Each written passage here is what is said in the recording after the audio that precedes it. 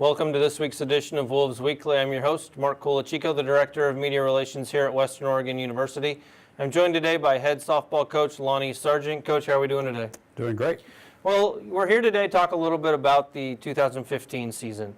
You guys started out on the road pretty much for the first month, and then you were able to come home and start the GNex play. Came home a little bit early, pseudo home games with two up at Portland with Concordia, but talk a little bit about the season as a whole. Start a little, obviously with the two tournaments that you started with, and then, roll into GNex play. How did you feel about the preseason, first of all? I think the preseason is really important for us, and we try and get our schedule to where we play really good teams right off the bat, just kind of give us a measuring stick to where we are.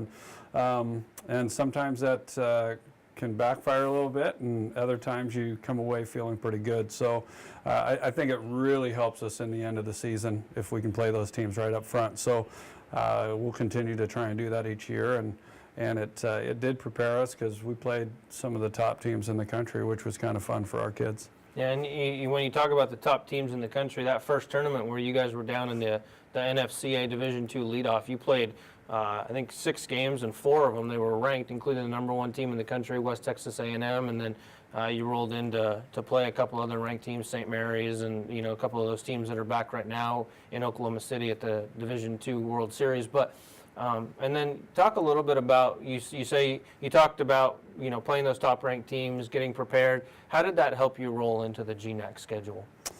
Well, just playing that tough competition, their hitters are so good, their pitching is really good, and obviously their defense is phenomenal. So I think that just prepares our kids to see how fast the game really is, and our conference is really good right now. So from top to bottom, and it just kind of prepares our kids just so much for the speed of our game here in the Northwest, and the best teams up here can compete with those teams as well, and we just want our kids to understand that, and for the GNex, we're really good, so our teams keep going out and playing well and competing against those teams. We're going to get more and more teams into the tournament.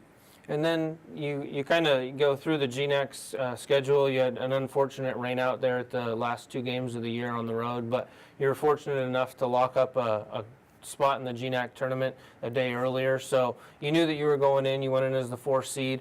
Talk a little bit about the GNex tournament. You didn't come away as successful as a year ago, but what did you come away with?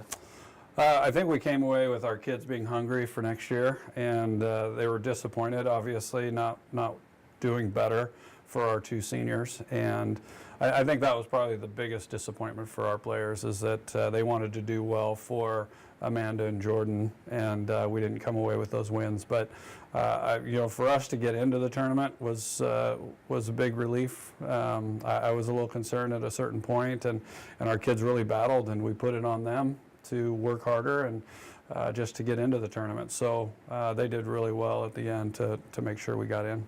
And then, you kind of go away from the field and you look at the postseason accolades that you guys had. 4 people being named to the All-GNex team, 3 first-teamers, and then a second-teamer in Jordan Williams. And, the first-teamers were, Amanda Evola for the 4th year in a row. She's the 3rd player in program history to do that, 7th player in conference history, as well as Kelsey Gardner and Tess Kuehl, who were on the first team. Talk a little bit first about kind of the bookend of that picture, being Amanda Evola and Jordan Williams, your 2 seniors. On senior day seemed to be pretty emotional around, pretty much across the board, but, that picture kind of showed them as kind of the bookends of your program. And, I think throughout the year you've really said that. Do you agree with that? Yeah, I agree with that, wholeheartedly. I think our kids they looked up to both of them. They respected them for not only being great leaders, but also being here for 4 years. A number of kids come in as JC transfers or whatever circumstances, but they were able to commit to the full 4, and they're going to do great things with their lives, for one, but they've made some great friendships. And I know that's pushed our next generation of leaders to higher levels, and they're going to be sorely missed because of just what they've done for the program and the records they've set, and on and off the field as well. So yeah, it's going to be tough to replace both of them. Yeah, and you talk a little bit about those two, and Amanda Evola is one that really steps out, especially when you look at the record books, where she's either the program's all-time leader or one of the top two in numerous categories. But you know, for her, started with all GNex, then it went to academic all conference, and then she capped that off really with an NFCA all region. You know, team selection for the third straight year, whether being a first team or a second team. But you know, you talk about her, and really through your 3 years here, you've had the privilege of coaching her, and you've said numerous times that she's the best player you've coached ever. Can you kind of elaborate on that a little bit? Well, I think that she just reads the ball so well. It's very difficult to strike out. And it's just one of those kids that just puts her whole heart out there in every game. And you know, she played with you know, hurt knee quite often when she would dive, but she would get up and she'd play. And those are the type of players that we want to try and bring in here. And those are the type of players that are going to help us win, you know, conference championships. And she was lucky enough, and I think very fortunate on our end as a team, to be able to do that for one of her years here, her and Joe. So. I think if we can try and keep that momentum going and keep our kids inspired by even those two, I think we'll do great. But to replace them is going to be difficult. And you know, you talk about replacing them. Let's look forward a little bit to next year. You're right now, as the roster shows, you're only losing 2 players. You know, you've got a big core of returners. You're going to get Brandy Knowles back, who unfortunately suffered an injury early in the year that cost her the rest of the year, and so you're going to get a big bat back. You've got Gardner back as an all-conference player, Kuehl back as an all-conference player. Both pitchers are coming back. What are you guys looking at team-wise for next year?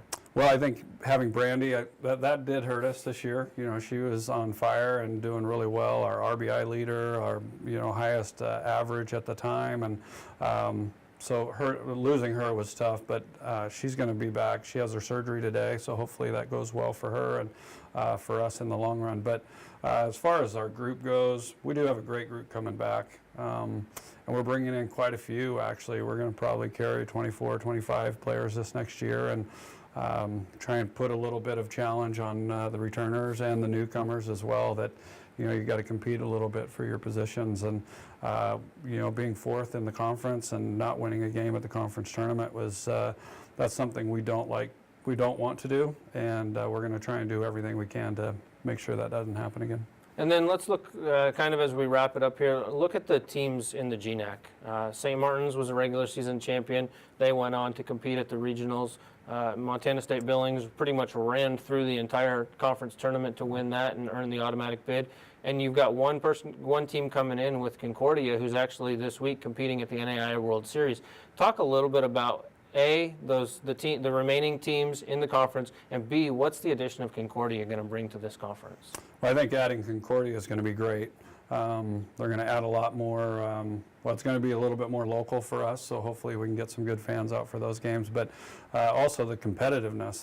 They're really good right now, and they compete with us when we play them now, and they beat us. They've beaten St. Martin's as well, and and then you look at St. Martin's and Montana State. Oh my gosh, what a great year both those teams had. And I think we, in Western Washington, Central Washington, all of them, from top to bottom, our conference is really tough. And eventually, I don't know what it's going to take, but eventually, hopefully, we'll get some kudos for how good our conference is, and get some love from the rest of the conferences, the Pac West and those guys as well. But I think that's going to be really important, because we should always get at least 2 teams into the tournament, I think, because we're that good from top to bottom.